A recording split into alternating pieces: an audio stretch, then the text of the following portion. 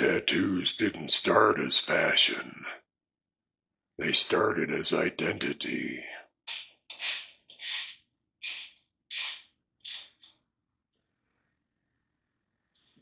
Picture it. Egypt, 5,000 years ago. Back then, ink marked who you were, your tribe, your rank, your role, hell, even your pain tolerance. Then the Romans and the Greeks got involved, and they decided to flip the script. It was used to mark criminals and slaves and outsiders. It became a brand, not a badge of honor. And it stayed that way for centuries. Fast forward to the 1700s.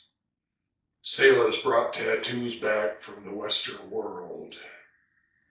Ships, skulls, something to prove where you had been, and came back changed. By the 1900s, tattoos had found a home with bikers, soldiers, inmates, and rebels. Those who lived by their own code and wore their stories on their skin.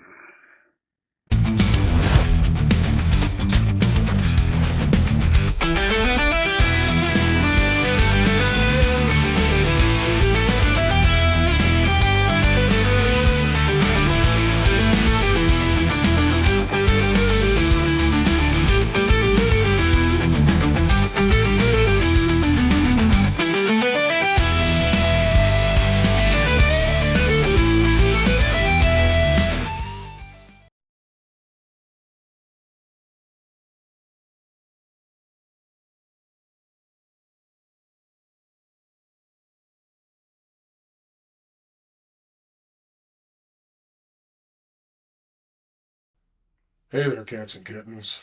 Welcome to the Handlebar Life. As always, I am your humble Handlebar Sherpa, the Grumpy Viking. I have a special treat for you today. John here is a tattoo artist, a storyteller, and a professional pain distributor. We're going to have a little chat with him today. Okay, John, how are you doing today? I'm doing good. Doing real good, Grumpy. How are you? I'm doing okay, thanks for asking. So, before we get right into it, let me ask you, how do you start your day? How does your morning begin? Is it coffee, bourbon, a cup of hate and anger? What gets you going in the morning? Definitely the hatred and anger. I had to give up the bourbon. That's why the hatred and anger is there. But a little dash of creamer, of course. Gotta have that creamer. Okay, so again, you're an artist. You work in a medium that's a little foreign to me, but certainly appreciate it because of your attention to detail and the beautiful work that you produce, as we can see around your studio here. So tell me, or tell us all, tell the Handlebar Life community, where does John come from? What got you rolling in this direction? Growing up in a small farm town in Indiana, there's not a whole lot to do as far as like how I got into my own like kind of style and how I dress, how I look. That was all just, it started with anger and resentment. Getting bullied as a kid, not fitting in with the normal crowd, running with a different crowd, led to me doing things differently, stretching my ears over the years, piercing multiple parts of my body. So as you started to progress onto this lifestyle, when did you decide that artistry in the painted media, the ink, etc., was your passion? When did that identify itself to you? Let's start with artistry in general. Okay. What medium did you start off with? Pencil and paper, paint and canvas? How did it all start? When I was a kid, I started sketching. I drew a lot. I don't even know what started that. I think maybe boredom, but I'm just seeing cool shit that I liked. You know, I was really into cars. I wanted to design body kits for street cars. Fast and Furious was big, so I started drawing cars and God knows what else. And then, of course, I was into like the whole emo scene because that was a part of my growing up. So I was drawing, nooses around hearts and shit in my notebook in class. Very creative. No red flags there. Well, you can always run with our crowd, that's for sure, Jim. So you fit right in just fine. As a young guy, you were artistic. How did that work for you in school and in high school? In school and high school, I think it was just an outlet. I didn't really do anything with it, didn't have plans to do anything with it. Okay. I had a really critical art teacher my junior and senior year of high school. She wasn't very nice. She didn't like me. It was a Catholic school. I wasn't Catholic. At some point in your life, you decided artistry was your passion. It was kind of laying under the surface for quite a while from what you're telling me. And John and I had known each other for a little while, but what we all want to know is, what was that defining moment? What kind of flipped a light switch that said body art? Because you are amazing at it, without a doubt. So, but what was that flashpoint? I think it was getting tattooed. I hadn't really made a decision on body art until the last 5 years. I was trying to put together those plans, but it wasn't until I got in trouble a few years back and started to try and get clean from drugs and alcohol, which to me it's all the same. Alcohol's a drug. I say clean a lot of the time. Some people use the word sober. Right before I got clean, while I was trying to get there, I had a friend of mine tattooing me. He's a really, really close friend of mine, still does work on me. And he's over in Grand Junction. He has his own shop, and he's had his own shop since he was like 25. I'm 34, so this is just a few years ago for him too. He's like 26, 27 now. But that inspired me to get into body art. I was like, I want to be able to give people what I get out of this. It was very spiritual for me and therapeutic. I decided, you got one life. If I'm going to do anything, I don't want to do it half-assed. So I could put shit on canvases all day, but I don't really feel like selling canvas paint. So maybe on the side for fun, but hell, if I can put some art out there, I want to put it on people's bodies. I enjoy getting tattooed, but I can only get so much of it done on myself. Yeah, you might be running out of geography, Johnny. Well, that's very righteous, brother. That is very righteous. That is a great story. Thanks for sharing that with all of us. So let's flash forward just a little bit. You came from a small town. You said Indiana? Mm-hmm. Okay. Yes, sir. Very small? About 2,000 people. Sounds like heaven to somebody like me, but yeah, it's pretty good. Today, tattoos are mainstream. But their roots haven't changed. At their core, tattoos are still about belonging, survival, memory, and identity. They're not just art. They're history, written in flesh.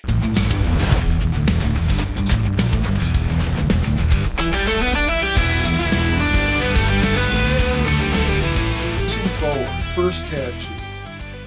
How'd that turn out? On me or on someone else? Well, what was first? Yeah, I was first. Okay. Did a lot on me. This all started on my legs. First one was on this one. It was a heart with a naked chick in the middle of it.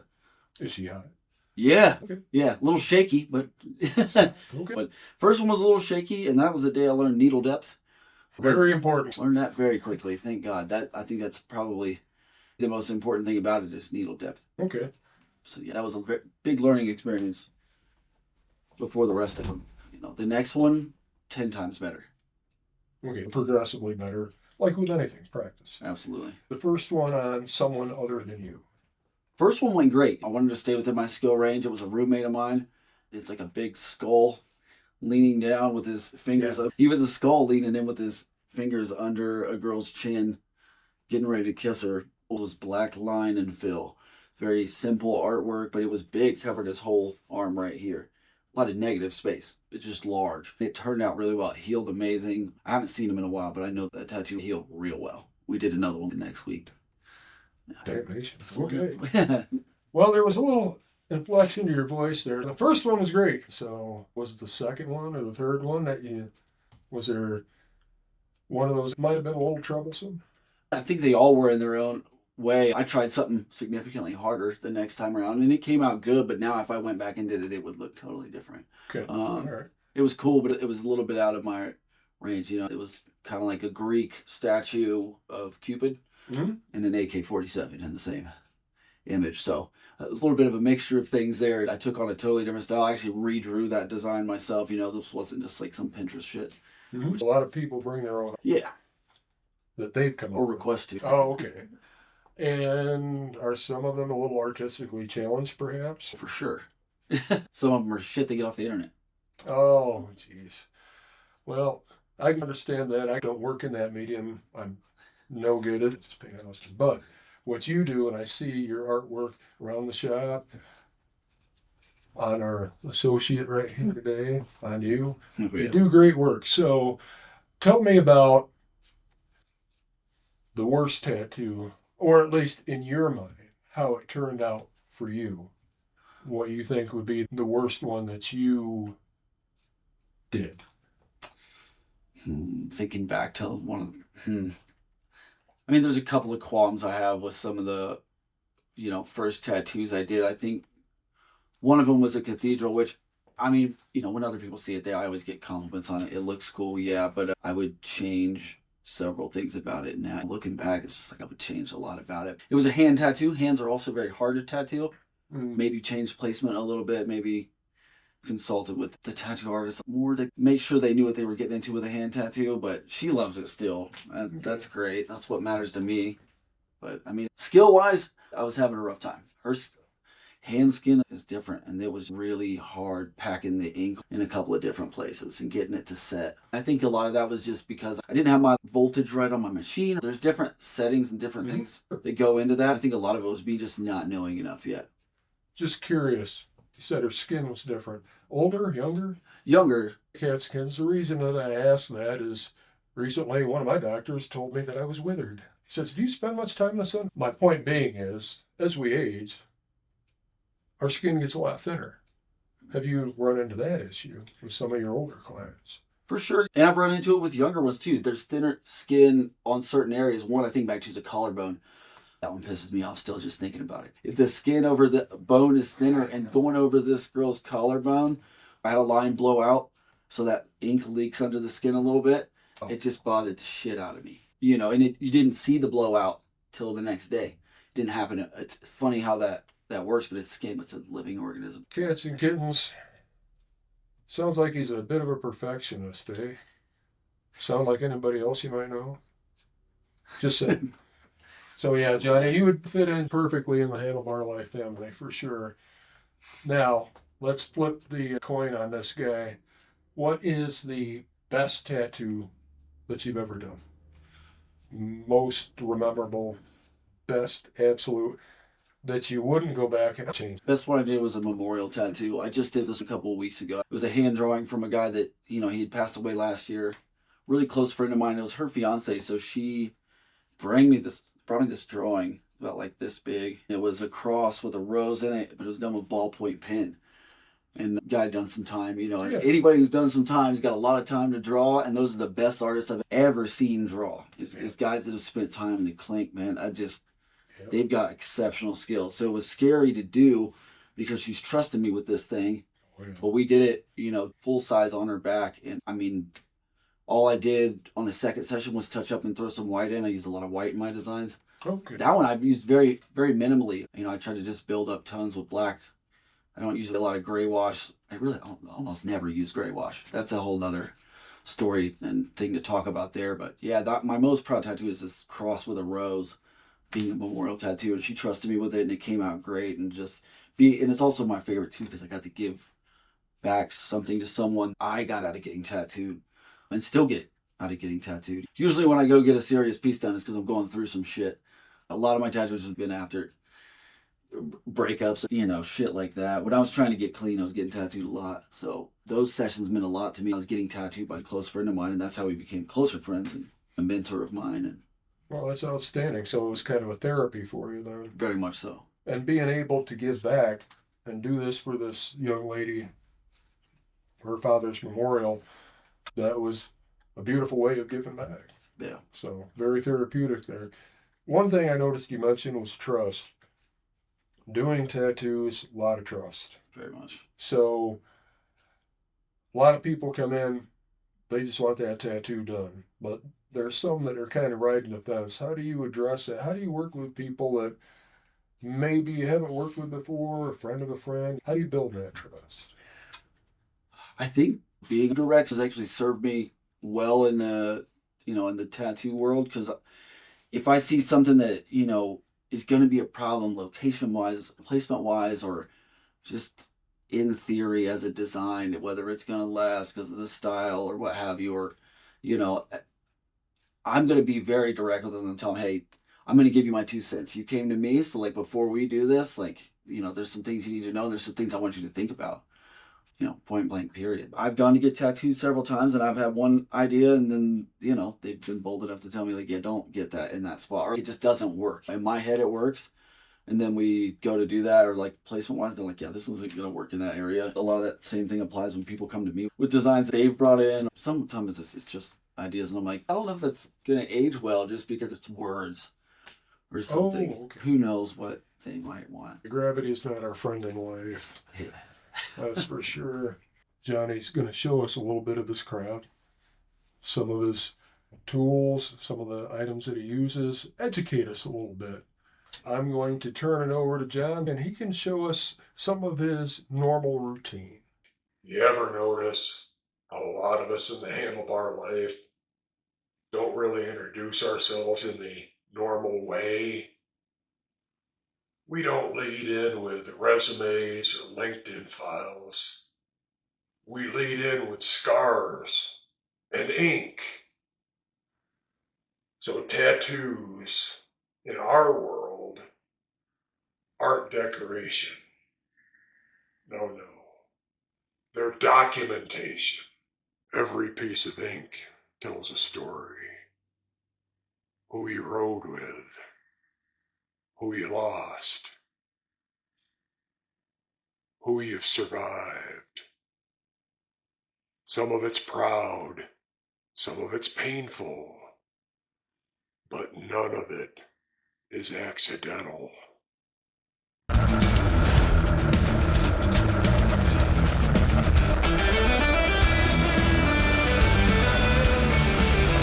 So Jules and I have been talking about what she wants to do next. We've been talking about tattooing the throat. We've been talking about a back piece, and the reason we got to talking about the back piece was because we weren't sure if one piece was going to work so much on the throat.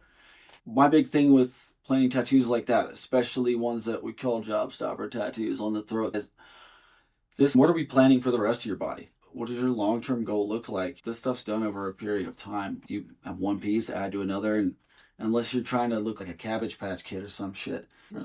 Yeah, unless you're trying to look like that. What is it? A doodle bear.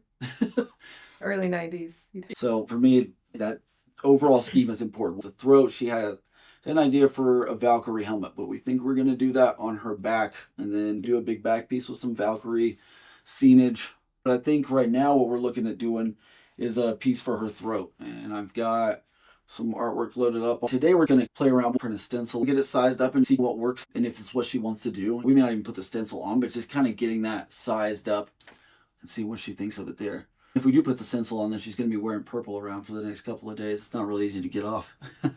Worst But I thing mean, in the world. that's the cool thing about stencils too. And I guess it's a good part about being friends with B too, is like you can just come get a stencil done and then see how you like it for a few days and come back later. It's not like a normal consult where you talk with the tattoo artist and then come back and get it done. I want people to have the most freedom possible too. I want you to be sure on it.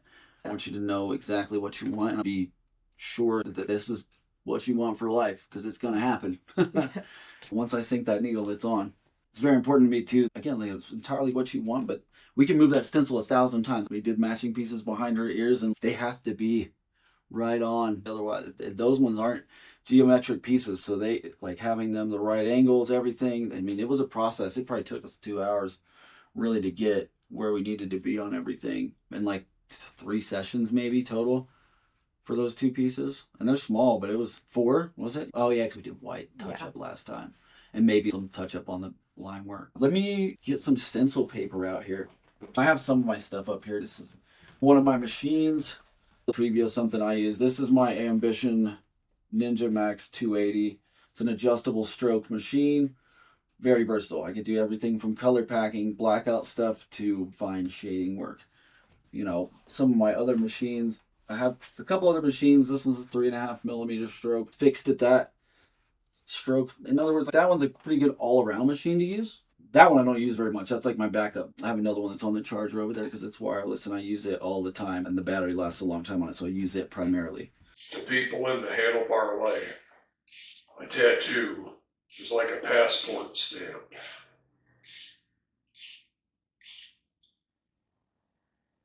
You don't get one because it looks cool. You get one because you've crossed something. Distance, danger, grief, or time.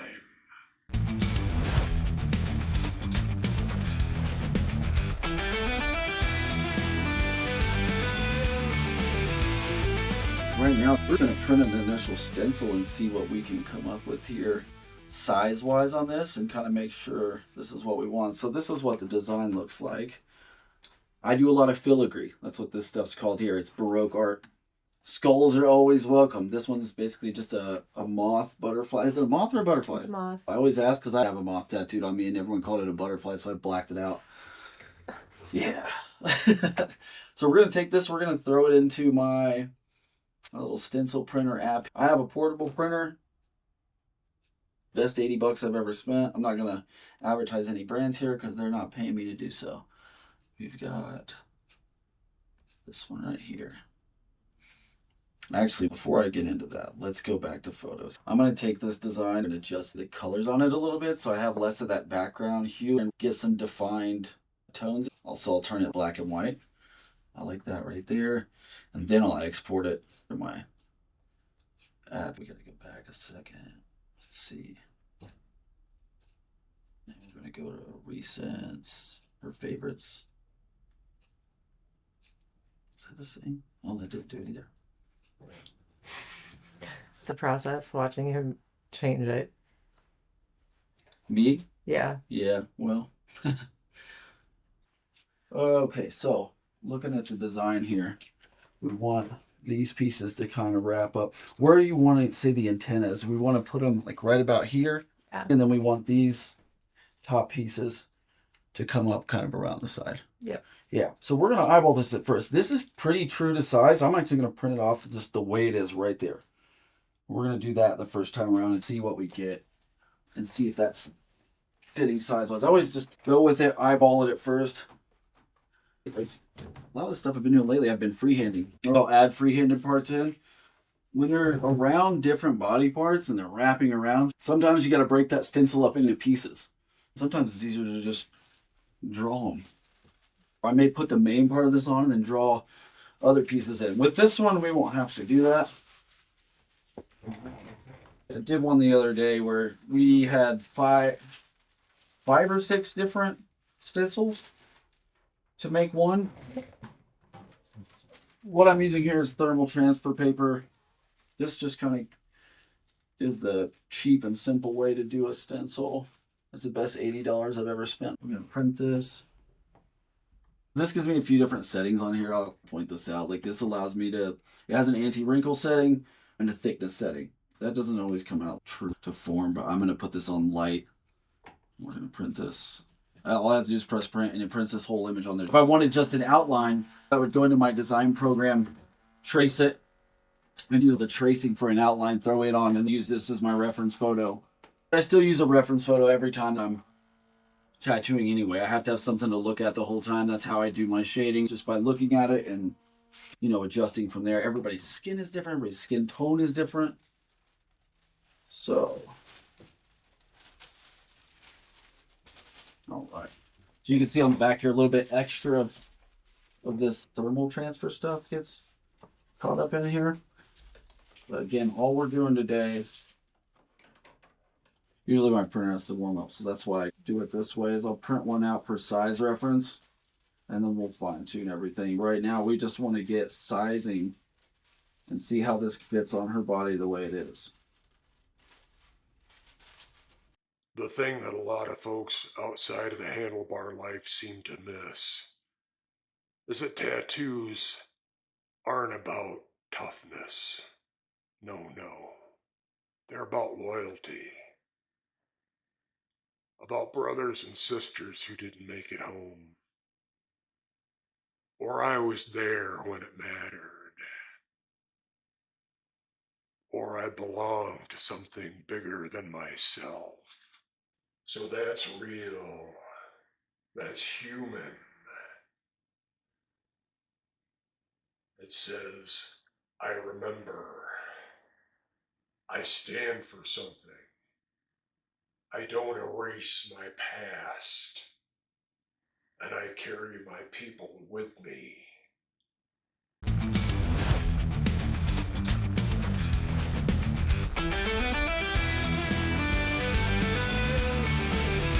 This is my favorite part too, when we're getting everything prepped. Doing the tattoo itself is fun, but that's where the real work is. This part here is tedious, but it's a lot of fun because we're playing with it.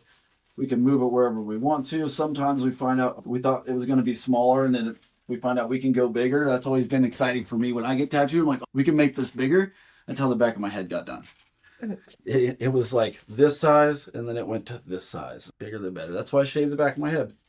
All right, Jules, I'm gonna, you can just sit relaxed and then pull your sweatshirt. Remember, folks, consent is sexy. Do I have permission to touch you? Yes. Well, like I said, we got waivers for that stuff. Jules and I have worked together on several occasions. We've also been friends for years. So usually I'll mark a center mark, but again, I'm just placing this for reference and trying to see if this is going to fit her body shape well at this size. It also depends on how high you want this to come up. I'm actually going to give you my phone here in a second. Let's see. Okay. Just look straight this way. There you go. That's about right there. How close do the tips of the wings come to my ears? You're about this far away.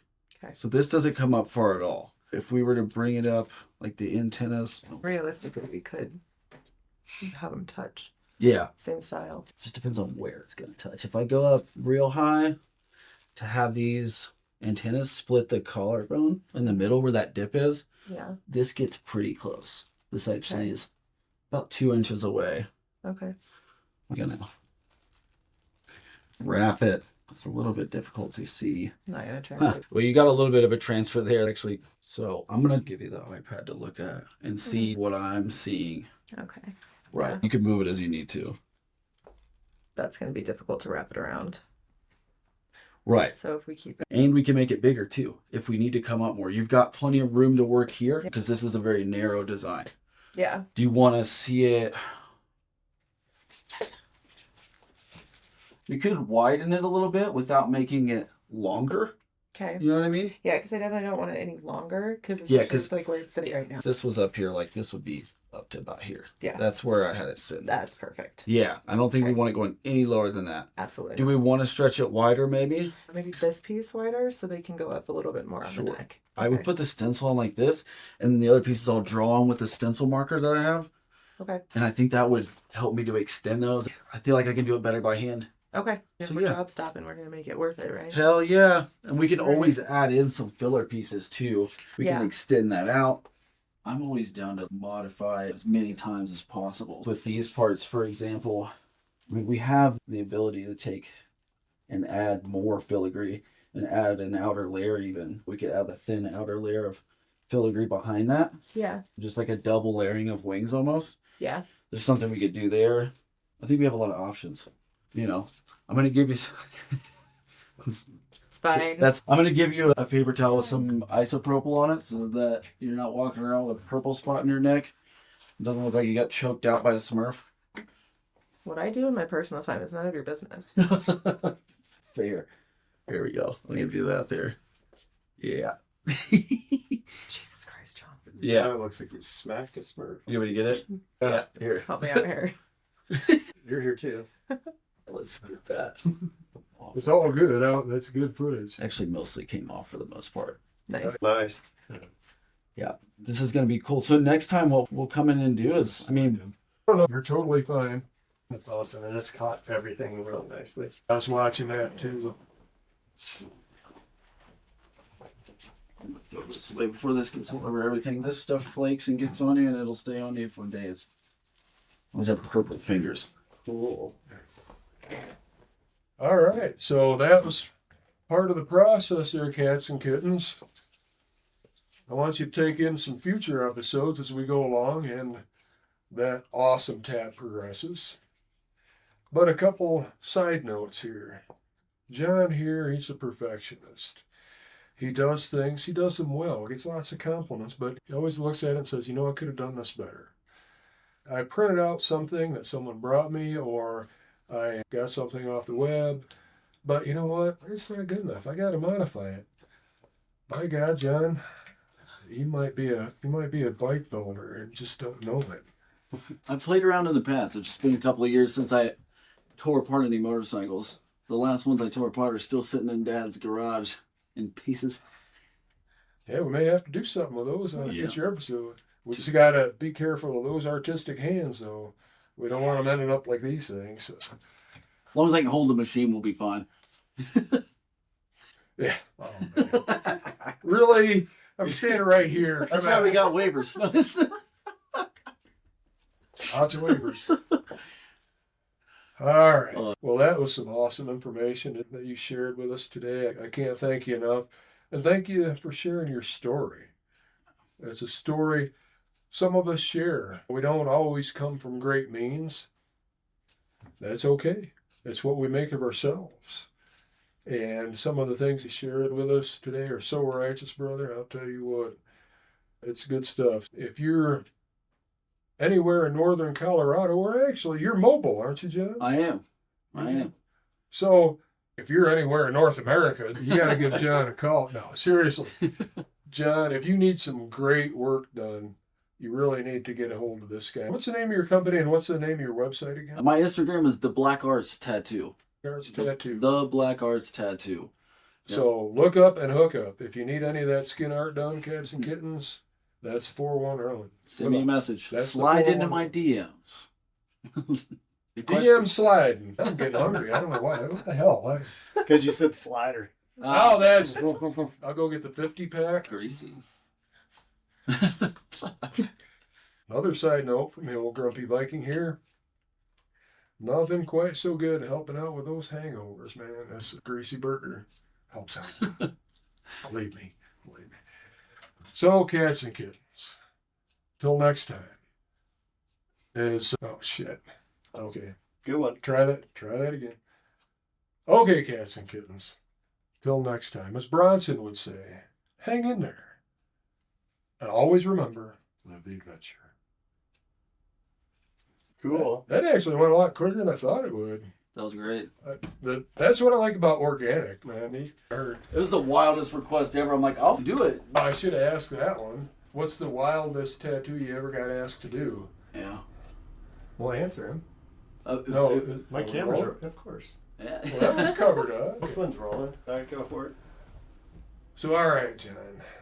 What they all want to know about is the craziest, wildest, weirdest, whatever request. The thing that was so far out there, it was out in space, they couldn't even find it with the Hubble. What was that? By far my favorite request I've ever gotten. That I don't think I'll probably ever get to do. I think they chickened out as soon as I said I would do it. Yeah. There's probably a few things I wouldn't do. For some reason, that one was like, yes, immediately. They wanted me to do a dartboard on their butthole. With the dart hitting it right into the sphincter. Yep. Was it a cat or a kitten? It was a kitten. I was going to gesticulate on his lack of testicular fortitude, but since it was a kitten, I'm going to leave that one alone. I'll leave that up to Don Lemon to gesticulate on. I don't know. Gesticulate? How would you put that, Don? I really don't know. It was great. By far the best ask I've ever had. Would I actually do I it? see what you did. Ask. How many S's in there? Yeah, that was slick.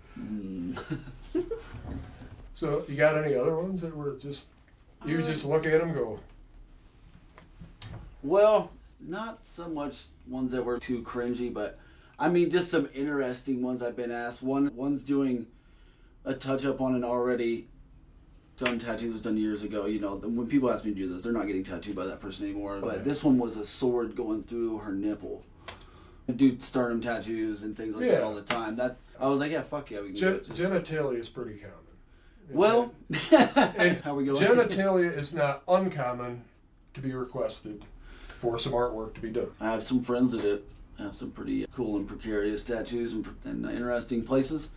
One of my roommates definitely, well, he did his own. You don't want to ask about the process on that one. And the stencil process. Something special about doing it yourself. Well, it was an anaconda for a day and a half, but that was just a worm.